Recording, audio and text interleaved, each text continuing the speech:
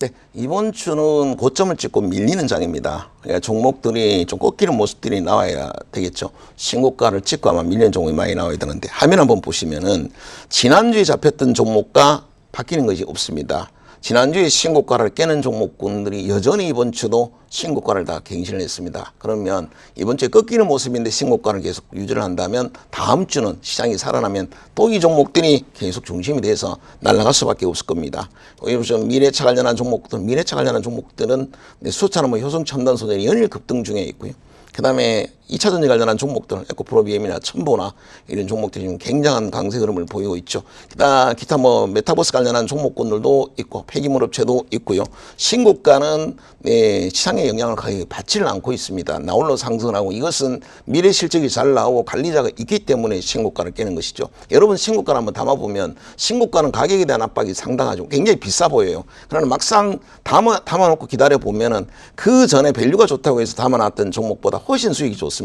그러니까 전혀 안 가는 종목을 어느 날 종가에 에라 모르겠다. 사부 말 맞다나 진짜 센 종목을 한번 가보자 해서 교체 매매를 내놨어. 그러면 교체 매매 내놓고 딱 기다려 보면은 네 종목 중에 두 종목은 신고가 종목으로 교체해놓고 두 종목을 원래 갖고 있던 거야. 그리고 나서 한 일주일 정도 지나보면 어떤가요? 내가 갖고 있던 거는 제자리입니다. 큰 변화가 없죠. 근데 신고가 가는 종목 두 종목을 바꿔놨더니 그 종목은 연일 신고가를 깨고 있습니다. 아주 움직임도 굉장히 다이나믹하겠죠. 그러면서 눈을 뜨는 겁니다. 와, 비싼 종목이 그 종목이 위험한 것이 꼭 아니구나.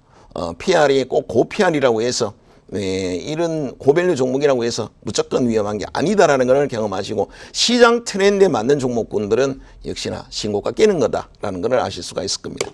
자, 네이버는 여전히 이커머스 쪽의 최고의 종목입니다. 여전히 신고가를 계속 신고가 자리에서만 놀고 있는 상황이 있고, 펄어비스 게임주 쪽에서도 여전히 엔게임이나 펄어비스나 지난주에 좋았던 종목들은 그대로 흐름이 좋고요. 중국 파노 발급에 최근에 사드 이후로 최초의 종목이 바로 펄어비스입니다. 그러니까 다른 종목보다는 어쨌든 프리미엄이 있다라고 봐야 될 것 같고요.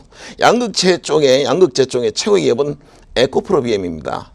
그 주변의 종목들을 코스모신도저나 좀 가벼운 종목을 많이 하면서 그것이 주도주라고 얘기하는 분도 있는데 그러진 않습니다. 주도주는 에코프로비엠 외에는 사실 없다라고 보시면 되겠고, 실적도 전년도 잘났지 1분기도 무려 100%나 영업이익이 증가한 종목이 에코프로비엠입니다. 그러면서 고점을 계속 깨고 있는 것이니까요. 자, 이 수소탱크 소재라고 했죠. 기관 수급 때문에 연일 급등하는 데다 1분기 또 실적도 대박을 냈죠. 190%나 고성장을 했습니다. 효성 첨단 소재 흐름이 굉장히 좋은 상황이고요. 그 다음에 KGETS, 와, 이거는 이번 1분기는 아마 폐기물 통틀어 폐기물뿐만 아니라 700% 이상 나온 종목이 드물죠. 그래서 기저 효과도 있습니다만 엄청난 실적이 나왔고요. 최근에 또 지구촌의 고온 소식이 환경주에 대해서 조금 더 주목해야 된다. 지난주에 말씀드렸죠. 이번 주도 아직까지는 흐름이 좋은 상황이고, 기술주 중에서는 덕산네오록스만한 기업은 없습니다. 그래서 OLED 소재 쪽에서는 사실상 독보적인 부분이고, 전년도 최대 실적 1분기도 분기 기준 70% 성장하면서 최대 실적이 나온 게 바로 덕산네오록스입니다. 자, 위지유익은 대장이라 말씀을 드렸습니다. 메타버스 쪽에서는 여기 네이버와 이 두 종목, 네이버는 컨텐츠적 부분, 위지유익은 기술적인 측면에서 VFX나 VR, AR 모두 최고의 기술을 갖고 있다라고 했고 자체 플랫폼까지 만들 수 있는 기업이 위지유익이다라고 말씀을 드렸습니다. 자, 위지유익과 함께 가야 될 종목이죠. 바로 VFX. 이제는 그 전에는 덱스터와 위지유익이 있었다면 지금 이제 자이언트 스텝이 상장을 했기 때문에 이 VFX 기업은 이제 위지유익과 함께 쌍두마차가 자이언트 스텝이 됐습니다. 위지익보다는 조금 자이언트 스텝이 조금 더 탄력적으로 움직이고 있어요. 그래서 트레이딩을 좋아하시는 분 입장에서는 위지익, 그동안에 매물 부담이 많았던 위지익보다는 차라리 자이언트 스텝이 조금 더 낫지 않나. 이거는 좀 때가 좀 탔다라고 본다면 자이언트 스텝은 때가 좀 덜 탄 부분이 좀 있겠죠.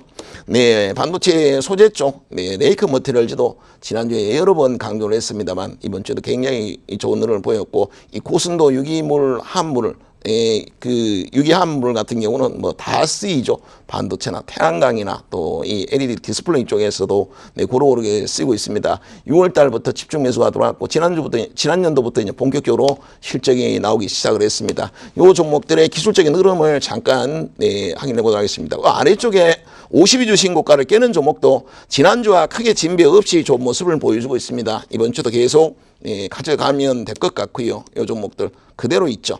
아마 다음 주 매매하기는 어떻게 보면 역사적 신고가를 깨는 종목은 보유 관점으로 보더라도 없는 분들은 52주 신고가에 노는 종목군들을 오히려 공략하는 것도 하나의 방법이 될 것 같습니다. 역사적 신고가는 종목군들 한번 흐름을 확인 한번 해보도록 하겠습니다. 자, 네이버 흐름이 꺾였냐면 꺾인 거 아니죠. 7월 달 들어서 옆으로 행보를 합니다만 주가는 강하게 레벨업이 됐는데도 옆으로 가고 있고 68조 아직 그대로 유지를 하고 있습니다. 이 가격대에서 이렇게 신고가 자리를 지켜내는 건 굉장히 힘든 부분인데 그 배경을 봤더니 외국 기관들이 계속 네이버는 사고 있더라는 거죠. 그래서 쉽게 시장이 돌아섰다 해서 쉽게 꺾일 부분은 아닌 것 같고요.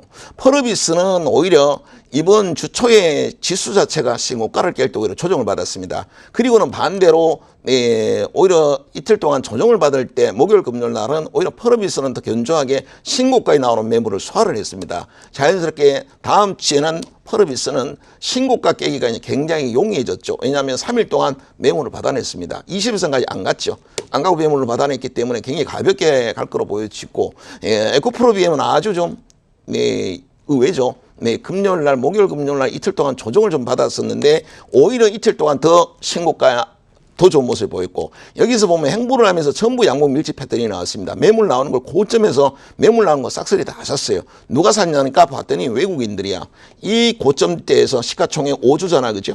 5조대에서 그러니까 5조 언더에서 외국인들이 집중적으로 사더니 결국은 금요일 날 5% 급등을 했습니다. 신고가를 깨버렸고 또 한 번 이렇게 레벨업. 이렇게 보시면 신고가 자리에서 다 이 레벨업이 되는 자리가 나옵니다. 그리고 새로운 가격을 만들고 이제 5조에서 이제는 나중에 이제 4조에 살 기회는 없고 이제 이러다 보면 이제 6조까지 가버리면서 5조에 이제 살 수 있는 기회가 줄어들면서 계속 여러분한 기회를 잃게 될 겁니다. 효성 첨단 소재도 이제는 2조에서 완전히 이제 자리를 잡았다. 2조에서 이번 주에 2조 위에서 노는데 장이 안 좋아도 역사적 신고가를 깼습니다. 이거는 또 봤더니 메이저가 누구냐면 기관들입니다. 기관들이 적극적으로 매수가 들어왔는데 그동안에 지난 6월 달부터 기관들이 계속 들어왔고 이번 주에도 마찬가지 기관 수급은 계속 거의 하루도 쉬지 않고 물량 규모는 좀 줄었습니다만 계속해서 들어오고 있습니다. 그러니까 효성 첨단 소재는 기관들이 만약에 이렇게 빠져나간다. 여기 보시면 기관 수급이 있죠. 기관 수급이 이렇게 빠져나가지 않은 이상은 신고가를 계속 깰 겁니다. 그러니까 팔 이유가 없고 만약이라도 시장이 안 좋아서 조정을 받을 때 시장 안 좋을 때도 신고가를 냈으니까 시장 때문에 만약에 조정을 받으면 여러분은 중간에 단체 줄넘기 아시죠? 한 명씩 들어갈 때 똑같습니다. 이런 거는 여러분들이 중간에 개입할 수 있는 여지가 없죠. 갖고 있는 분은 좋아요. 그러나 가만히 보시면 여기 음봉들이 한가지간 끼어 있습니다. 이 전부 다 파는 음봉이 아니라 바이 음봉입니다. 사야 되는 음봉이죠. 이런 음봉에서 중간에 들어갈 수 있는 기회가 오는 겁니다. 그래서 신고가 종목들 에코프로 BM, 효성 첨단 소재 이런 종목이 중간에 한 번씩 여러분들이 이렇게 짧은 눌림을 줄 땐 오히려 매수를 하는 것이 맞겠죠. KGTS는 오늘만 안 해도 될 것 같네요. KGTS는 확실히 갑자기 지난 6월 달에 급등하는 폭이 각도가 너무 가팔랐어요. 21선과 엄청난 이격을 주면서 급등하다 보니까 지금 좀 시간이 좀 필요할 것 같고요. 지금 매물을 좀 많이 쌓는 것 같네. 그래서 KGTS는 일단 갖고 있는 분은 보유를 해야 됩니다. 그러나 덕산네오록스는 보시죠. 덕산네오록스는 여기 보시면 밑에 짜잘짜잘한 밑꼬리들이 쫙 있습니다. 수염을 붙이고 있습니다. 그건 뭐예요? 신고가 자리에서 떨어질 때마다 대기 매수가 계속 붙다 보니까 이런 패턴이 나왔죠. 덕산네오록스는 조금 더 갈 거다라고 보여집니다. 조금 더 갖고 가셔도 될 것 같습니다. 네, 여기까지 하겠습니다.